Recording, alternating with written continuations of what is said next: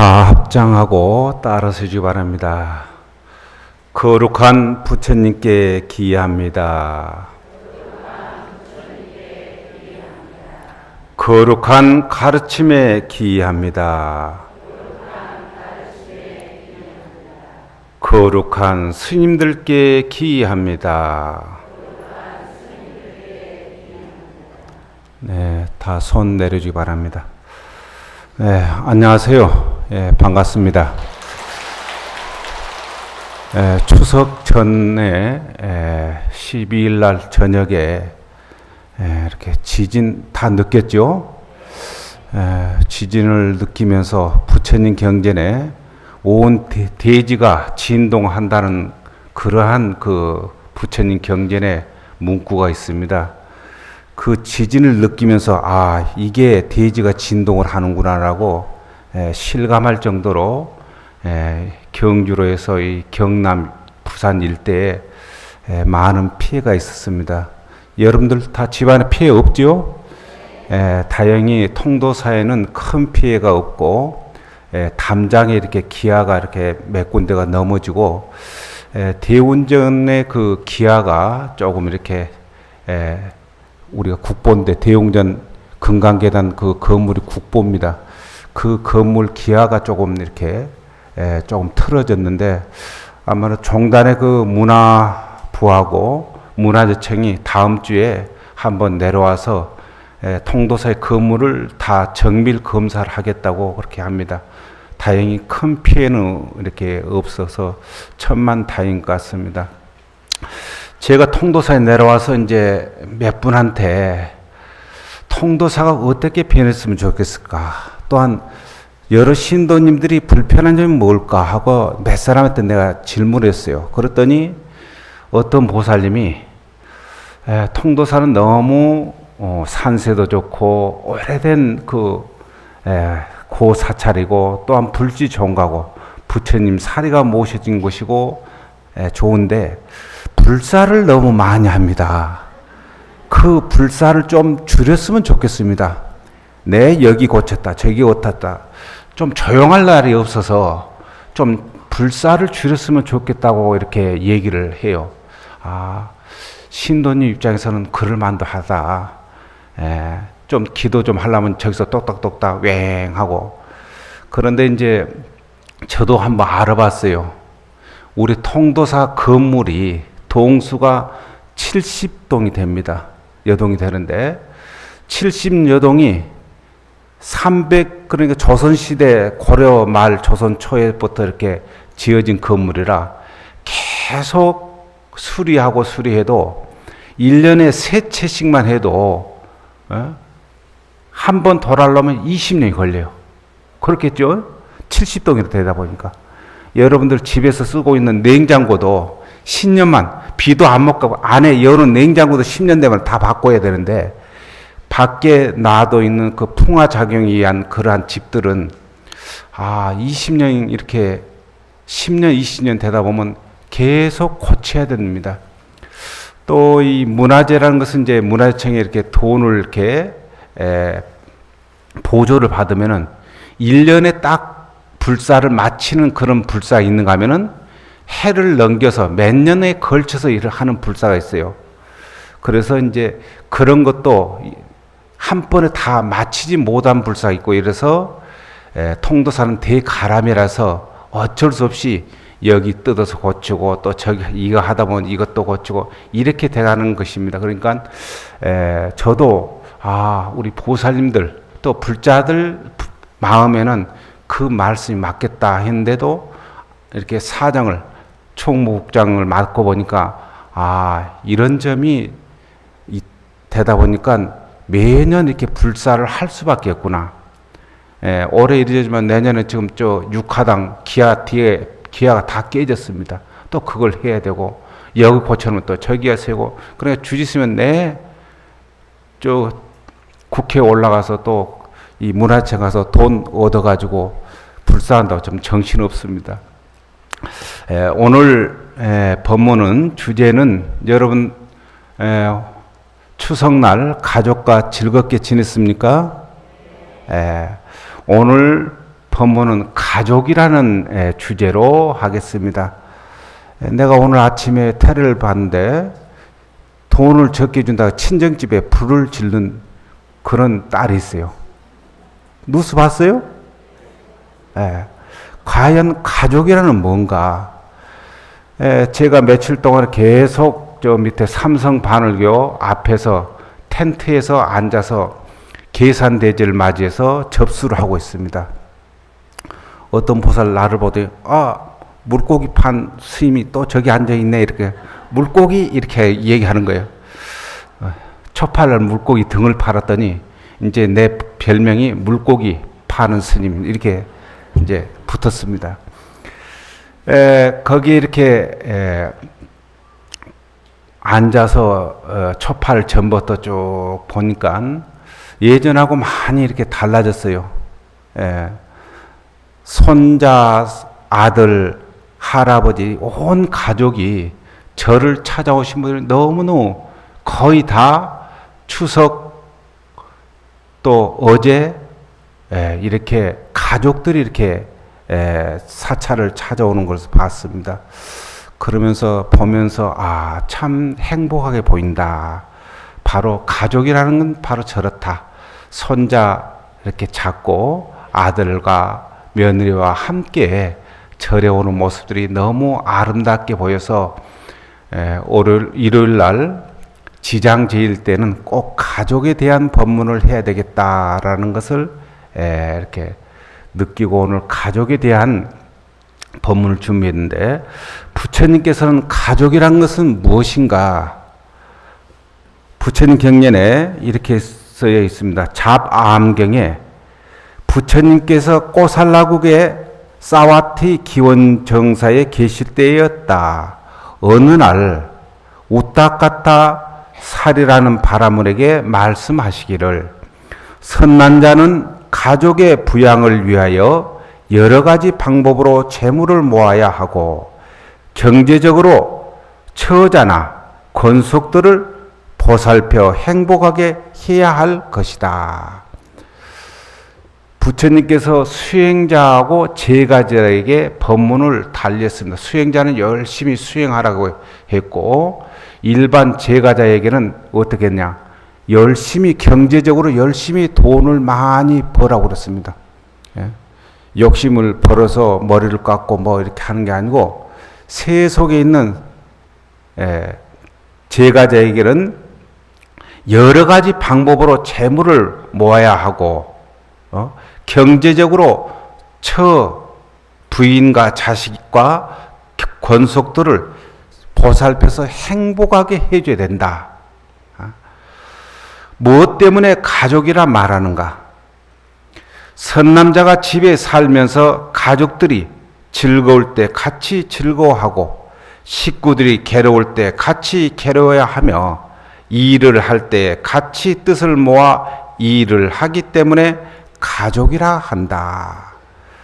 가족이라는 것은 바로 식구들이 즐거울 때 함께 즐거워하고 괴로우면 함께 괴로움을 나누고 일이 있을 땐 뜻을 같이 함께해서 함께 일을 하는 것이 바로 무엇이다?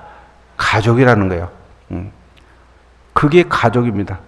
즐거울 때 같이 즐거워하고 슬플 때 함께 슬픔을 나누고 무슨 일이 생기면은 함께 그 뜻을 함께 하는 것이 가족이라는 거예요. 왜 아들은 재산을 많이 주고 딸은 나는 적게 줬습니까? 하면서 집에 불 지른 게 가족이 아니라는 거예요. 아니 어제 뉴스에 나왔다니까. 친정에 가서 불을 질러가지고 집에 불 났다고 추석날. 그건 가족이겠어요? 왼수겠어요? 왼수겠죠? 요즘 그러한 가족들이 많이 있기 때문에 가족이라는 것은 부처님이 어떠한 것이다라고 분명히 얘기했습니다. 가족을 부양하기 위해서는 여러 가지 방법으로 재물을 모아야 하며 그 재물로서 경제적으로 부인과 자식과 권속을 행복하게 보살펴서 행복하게 해야 한다.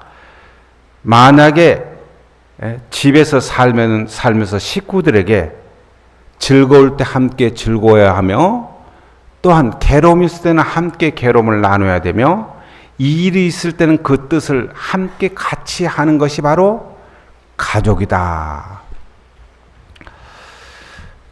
자, 두 번째는 조금 전에 얘기했듯이 집에 불을 지른 사람은 어떻게 해야 되나? 부처님은 자비롭습니다. 그렇죠? 그런데 과연 부처님이 그렇게 불낸 자식한테도 그렇게 자비로서 따뜻하게 보살피라 했을까요? 부처님께서 불반이원경에 이렇게 말씀했습니다. 부처님께서 말씀하셨다. 변원 가운데에 잡초가 있을 때 그것을 뽑아버리지 않으면 결국 변원 전체에 해치게 된다. 이와 마찬가지로 세상 사람들의 가정에서도 나쁘고 못된 자식이 있을 때 그 자식을 제대로 길들이고 가르치지 못하면 그 집안을 망치게 되느니라. 만약에 집에 자식이 나쁘게 되면 뭐와 같느냐? 벼논에 잡초와 같다는 거예요. 그 잡초는 뽑아서 없애버려야 된다. 집에서 자식이 못된 자식이 있으면은 그 집안을 망치게 한다는 거예요. 그래서 부처님은 그 자식을 호되게 해서 제대로 가르쳐야 된다는 거예요. 만약에 그 자식을 제대로 가르치지 못하면은 그 집안을 망치게 하듯이 마치 벼논에 잡초가 있어서 그 벼논을 다 망치게 하듯이 집안에 못된 자식이 있으면은 호되게 해서 그 자식을 바르게 가르쳐야 된다는 거예요. 부처님은 그것도 못된 자식도 자비로서 돈 더 줘가지고 더 못되게 이렇게 하라고 안 했다는 거예요. 그 못된 자식이 있으면 호되게 해서 바르게 가르치라는 거예요. 이게 부처님은 잘못된 자식을 가르치는 방법입니다. 잘못된 자식은 논에 잡초와 같다라고 이렇게 막 호통치면서 잘되게 가르치라고 이렇게 했습니다. 경전에 못된 자식은 변론에 그 변론을 망칠 잡초와 같다 이렇게 아주 단호하게 말씀했다는 거예요. 그 변론에 잡초는 뽑아 없애버리듯이 집에 못되게 된 자식은 호되게 해서 바르게 가르쳐야 그 집안이 바르게 쓴다는 겁니다. 그것도 오냐 키우면은 결국 어떻게 되겠어요? 부모도 다 버리고 지 혼자 잘된 놈같이 그렇게 막 산다는 거예요. 또 다른 경전에 이렇게 말씀했습니다. 부처님께서 사와티의 기원정사에 계실 때 성격이 거칠고 난폭한 한 제자의 문제로 비구들에게 말씀했습니다. 훌륭한 가문에서는 자식의 막대 먹은 버릇을 고치기 위해서 회초리를 든다. 그것은 분노가 아니라 바른 교육이다. 지혜로운 자는 그것을 잘 알고 있다. 절집에도 거칠고 성격이 거칠고 난폭한 제자를 이렇게 가르칠 때에 엄하게 가르친다는 거예요. 그게 뭐와 같이 훌륭한 집안에 자식을 가르칠 때 어떻게 가르치느냐. 그 자식이 말을 안 될 때는 해초리를 들어서 가르쳤다 이 말이에요. 해초리. 요즘 손자 해초리 떼는 사람 계십니까? 한번 손 한번 들어보세요. 내 손자 해초리를 내가 떼고 있다. 안 와. 그렇게 안 하면 오냐 해서 키운다. 자, 손 한번 들어보세요. 부처님께서도 성격이 난폭하고 거친 제자에게 호되게 꾸짖기를 뭐라냐. 훌륭한 가정에서 자식을 가르치는 방법은 회초리를 들어서 가르친다. 그 회초리가 분노의 회초리가 아니다는 거예요. 무엇이죠? 자식을 사랑하기 때문에 호되게 회초리를 쳐서 가르친다 이 말. 절집에도 거칠고 성격이 거칠거나 막된 제자는 부처님도 호되게 꾸중을 줘서 가르친다는 거예요. 그게 나의 감정이나 미워서가 아니고 지혜로운 자는 그 뜻을 알 것이다. 우리가 가정에서 자식을 해초를 들어서 교육을 시킨다는 것은 분노의 해초리가 아니고 사랑의 매로서 그 자식을 키워나가기 때문에 그렇다는 거예요. 우리 요즘 시대는 해초를 들은 게 아니고 오냐오냐 하다가 잘못 가르치고 있다는 겁니다. 자, 지금 시대도 마찬가지고 부처님 계실 시대도 마찬가지였던 거 봅니다. 어떤 얘기냐 하면은 이렇게 써졌습니다.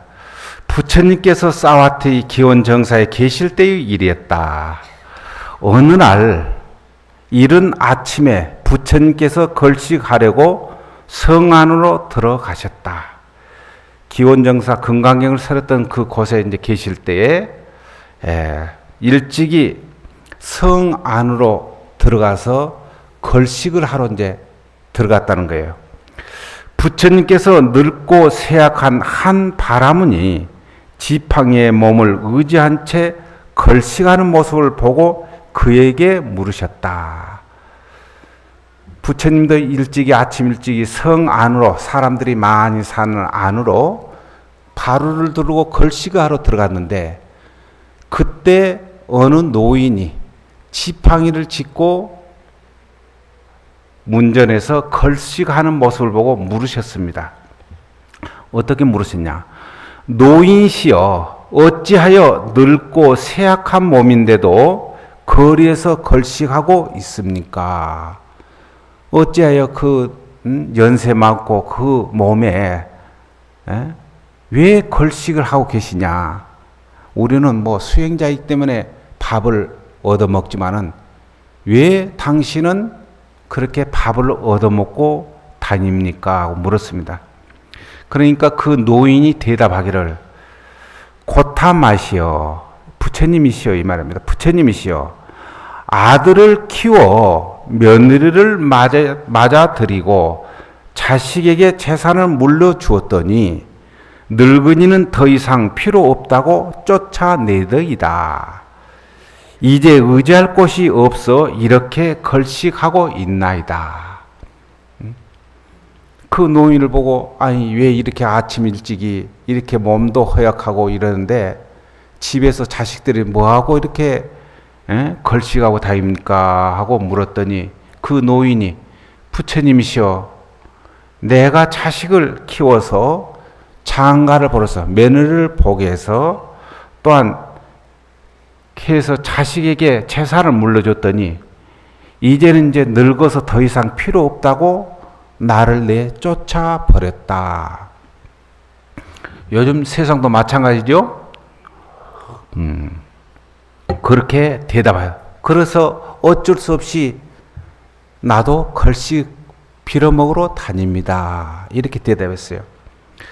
부처님께서는 내가 노인에게 개송을 일러줄 터이니 많은 사람들 가운데서 말하라 라고 이렇게 다음과 같이 말씀했다. 노인시여, 부처님께서 내가 노래 하나, 노래 하나를 가르쳐 줄 테니까 사람들이 많이 있는데 쫓아다니면서 이렇게 노래를 큰 소리로 노래를 해라. 어떤 노래를 해줬냐면은 잘 들어봐야 됩니다. 나는 아들을 낳았다고 기뻐했고, 부처님이 이제 그 노인에게 이제 가르쳐 준 말입니다. 나는 아들을 낳았다고 기뻐했고 그 아들을 위해서 애써 재산을 모았으며 아들을 위해서 며느리를 들인 뒤에 재산을 물려주고는 집에서 쫓겨나게 되었다네. 마을에 어떤 불량한 자식이 늙은 애비를 등지고 버렸으니 얼굴은 비록 사람일지만 그 마음은 나찰이라네. 늙은 말, 달리는 늙은 말은 쓸데가 없다고 하여 보리껍질 먹이까지 빼앗아 버리듯이 젊은 자식이 늙어 힘없는 애비를 쫓아내니 늙은 애비는 거리를 떠돌면서 구걸하네. 내 늙어 지팡이에 의지하게 되고 보니 자식이란 지팡이보다 못한 것, 자식이란 귀하다고 사랑만 할 것이 아니라오. 지팡이는 소나 개나 막아주고 험한 곳에선 나를 지탱해 주며 가시 덤불도 해쳐가게 해주니 말 없는 지팡이가 못된 자식보다 훨씬 낫다오. 이렇게 노래를 가르쳐 줬어요. 다시 한번 그 노래 외울래요? 혹시 이 가운데 쫓겨난 사람이 있습니까? 한번 빨리 받아 적으세요. 혹시 이 노래 사람 있는 데 가서 막 부르세요. 나는 아들을 낳았다고 기뻐했고 그 아들을 위해서 애써서 재산을 많이 모았다네. 아들을 위해서 며느리를 들인 뒤에 장가를 보내는 뒤에 재산을 물려주고 나니 집에서 쫓겨나게 되었다네. 마을에 어떤 불량한 자식이 늙은 애비를 등지고 버렸으니 얼굴은 비록 사람 얼굴이나 그 마음은 나찰과 같다네. 나찰 알죠? 사람 피 빨아먹은 그런 귀신 나찰. 얼굴은 사람 형세의 얼굴을 하고 있으나 그 마음은 나찰하고 똑같다는 거예요. 사람 핏밥을 먹은 그 귀신하고 똑같다는 거예요. 늙은 말은 쓸데가 없다고 하여 보리껍질 먹이까지 빼앗아 버리시듯이 말이 젊었을 때 일 시키려고 보리껍질을 주지만은 일 못하면은 그 보리껍질도 안 준 격하고 똑같다는 거예요. 누가? 그 늙은이가 내가 재산 다 모아서 장가 보내서 그 재산 줬더니 내 이제 늙었다고 버린 거나 똑같다. 말 늙었다고 버린 거나 똑같다는 거죠. 젊은 자식이 늙어 힘이 없는 애비를 쫓아내니 늙은 애비는 거리를 떠돌면서 구걸하네. 빌어먹고 다니네. 자식이란 지팡이보다 못한 것. 당신은 늙어서 지팡이를 의지하고 다니니까 자식이 있어봐야 지팡이보다 더 못하다는 거예요. 자식이 귀하다고 사랑만 할 것이 아니라고. 자식이 귀하다고 오냐오냐고 그렇게 키워서는 안 된다는 거예요. 지팡이는 소나 개나 막아주고, 지팡이는 소나 개나 달려들면 지팡이는 뗄 수가 있죠. 험한 곳에서는 나를 지탱해 주며 가시 덤불도 헤쳐가게 해주니 말 없는 지팡이가 못된 자식보다 훨씬 낫다오. 이렇게 이제 부처님이 노래를 가르쳤습니다. 늙은 바라무는 마을을 사람들이 모여 있는 곳에 부처님의 말씀대로 노래를 하였다. 사람이 있으면 더 큰 소리로 이 노래를 막 하고 다녔습니다. 그 바라문의 아들은 그 소식을 전해 듣고 자기의 잘못을 부끄러워하면서 늙은 아버지를 다시 집으로 모셔갔다. 그 바라문은 내 자식이 변한 것은 모두가 훌륭한 부처님 덕분입니다. 바라문의 경전에도 스승은 스승답게 공양해야 한다고 했으니 저는 오늘부터 부처님을 나의 스승으로 모시겠나이다라고 생각하고 제일 좋은 천으로 옷을 만들어 부처님께 바치면서 말씀했습니다. 부처님이시여, 제가 이제 집에 돌아가 자식에게 부모 대접을 받게 되었습니다. 이 모두가 다 부처님의 덕분입니다. 이제 부처님은 저의 스승이 되셨습니다. 저를 가볍게 여기시고 이 옷을 받아주십시오. 부처님께서는 그가 올린 옷을 받으시고 그에게 설법을 해 주셨다. 그는 기쁨에 가득 차 자기 집으로 돌아갔다. 아함경과 여러 경전에 이 얘기 있습니다. 버린 자식을 부처님이 그 바라문에게 일러줘서 그 못된 자식을 다시 참여하고 부모님을 모시고 잘 공양을 했다는 그러한 부처님 당시에 부모를 버린 자식을 고치게 한 부처님의 일화입니다. 그 부처님도 자식 사랑해봤자 자기가 의지하고 다니는 지팡이보다 더 못하다고 했습니다. 너무 사랑이라고 해서 자식을 그렇게 오냐오냐하게 키워서는 안 된다는 거예요. 훌륭한 가문의 집안의 자식은 해초리로 가르친다는 부처님 말씀과 또한 집안에 못되게 된 자식은 벼논에 곡식을 망치게 한 잡초와 같다. 그 못된 자식을 빨리 잡초는 뽑아 없애듯이 그 자식은 호되게 해서 바르게 가르쳐서 앞으로 가정을 훌륭하게 이끌어 나가도록 해야 된다고 하는 것이 바로 부처님의 가족을 사랑하는 그러한 법문입니다.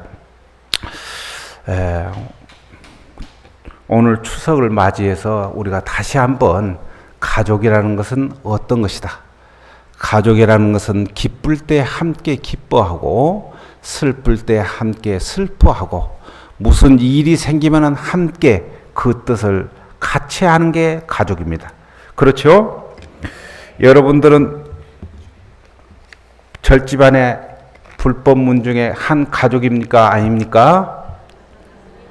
가족 맞죠? 그래서 통도사를 뭐랍니까? 불지종가. 그렇죠? 불지종가 맞아요? 안 맞아요? 불지종가 맞습니다. 우리는 다 부처님의 자식, 불자라고 합니다. 한 가족입니다. 기쁠 때 함께 기뻐하고 슬플 때 함께 슬퍼하고 일이 있을 때 함께 같이 일을 함께 합니다. 맞죠?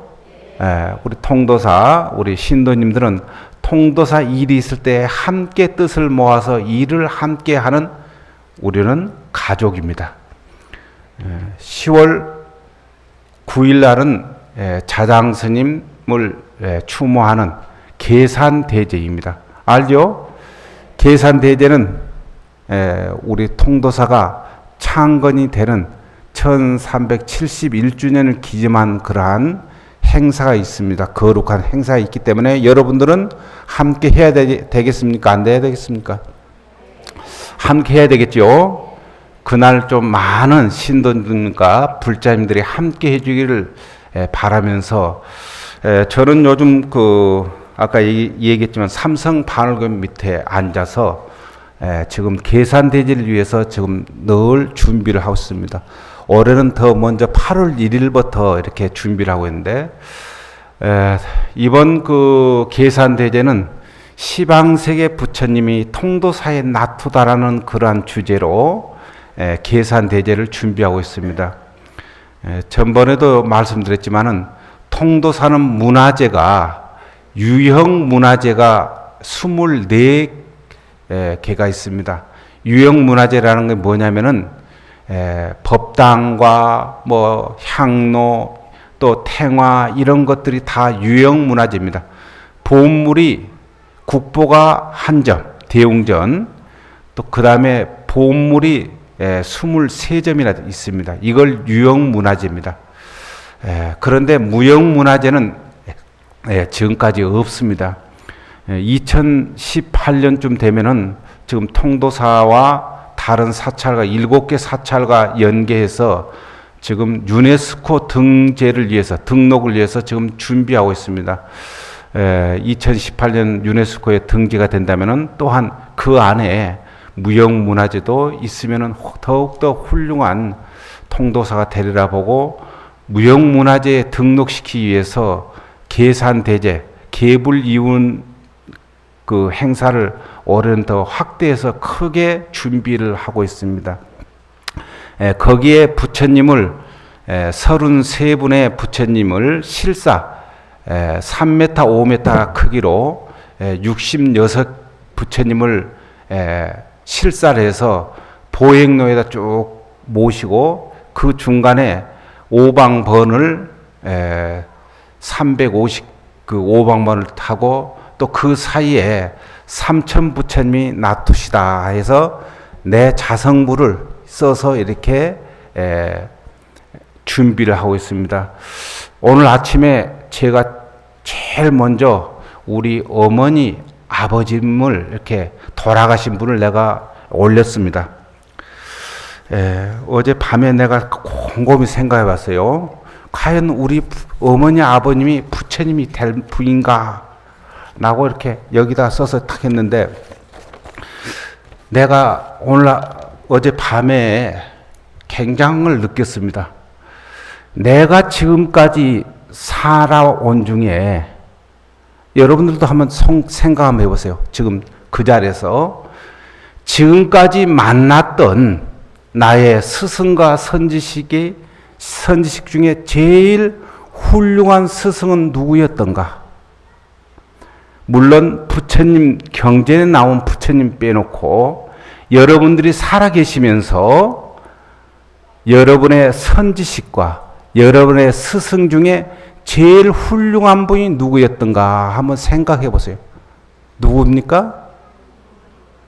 나는 우리 아버지가 제일 훌륭했고 제일 거룩하신 선지식이었다고 저는 생각합니다. 어릴 때 크면서 밥상머리에 앉으면서 이래라 저래라 인생은 이거다 저거다 한 말씀이 지금 살면서 너무너무 딱딱 맞아요. 어떻게 이렇게 하나도 틀리지 않고 어르신들은 그렇게 딱 맞는 말씀을 했을까? 여러분 지금 한번 아버지가 했던 그런 말씀들이 그 어떤 스승보다도 어떤 선지식보다도 제일 훌륭한 선지식이었고 훌륭한 스승이었을 겁니다. 안 그래요? 저는 어제 밤에 내일 아침에는 우리 아버지 우리 어머니를 올려야 되겠다 하면서 생각하면서 그래 이 세상에서 내가 지금 살아있으면서 만났던 선지식 중에 제일 훌륭한 선지식과 훌륭한 스승은 바로 우리 아버지였다는 것을 나는 어제 느꼈어요. 또한 이 세상에서 제일 자비롭고 제일 인욕보살은 누구였던가? 여러분 누구였을까요? 어머니였습니다.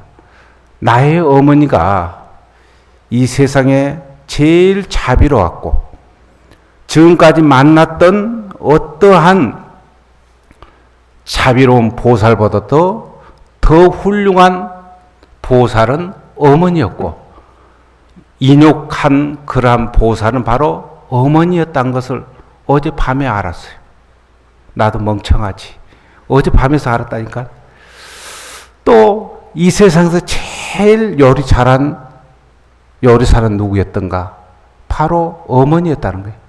그 어머니가 해준 그 음식은 지금도 잊지 못합니다. 예? 잘 살지 못할 때 그냥 꽁보리밥에 그냥 아무것도 없는 맹물에 생된장과 멸치 몇 개 던져졌고 거기다 양파 몇 개 썰어졌는데도 얼마나 맛있었든지 지금도 그 국 생각하면은 어떤 국보다도 제일 맛있던 국이 어머니가 해줬던 국이었다는 거예요. 이 세상에 제일 인욕을 잘하신 보살이 어머니였다는 거예요. 어느 날 제 속갓 여동생을 만났어요. 그러면서 어머니 얘기를 하면서 한 번 이제 우리 그 여동생한테 그랬다는 거예요.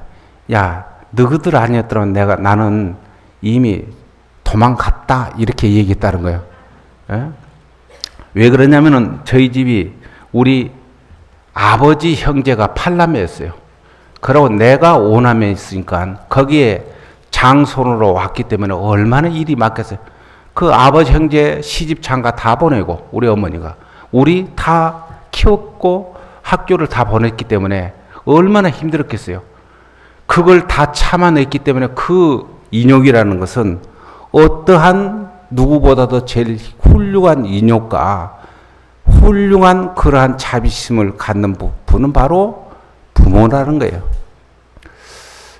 오늘 여러분들은 이따 갈 때 부모님을 위해서 꼭 하나씩 다 하고 가세요. 하나씩 하고 가시겠죠?